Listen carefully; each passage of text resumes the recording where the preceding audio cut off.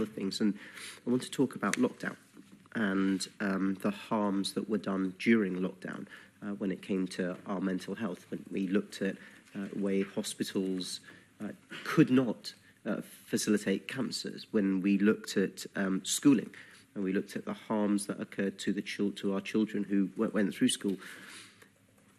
Where, with all those harms, and the evidence not, in my opinion, being great for lockdown itself, it was really vaccines, not lockdown.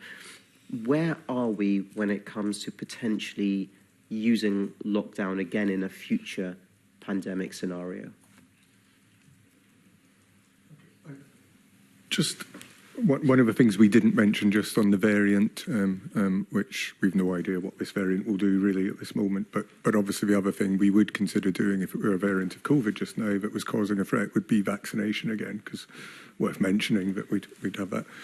The future use of social restrictions, I don't have an answer as to when you would wish to use them, because it's a political question. And I think the best you can say is, once you've understood the threat your society is facing, once you've characterised the severity of the disease, the profile of that, then you can begin to try and offer an analysis across the different considerations as to whether or not, I mean, you know, the withering effects of high social restrictions are uncontested, but you're putting them against, you don't have a good option.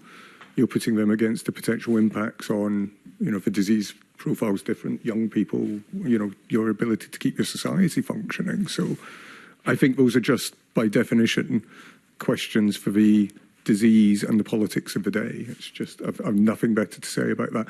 The more we can understand those longer term impacts of what those social restrictions did, the better. And I think, for example, the very fact that we didn't know they could stop a flu, but they did, that's something we should learn from. But equally, the longer term educational, social, economic impacts, we're still learning about those. So I don't have an answer as to whether or not we should use one again. You know, it's a question for the politicians of the day.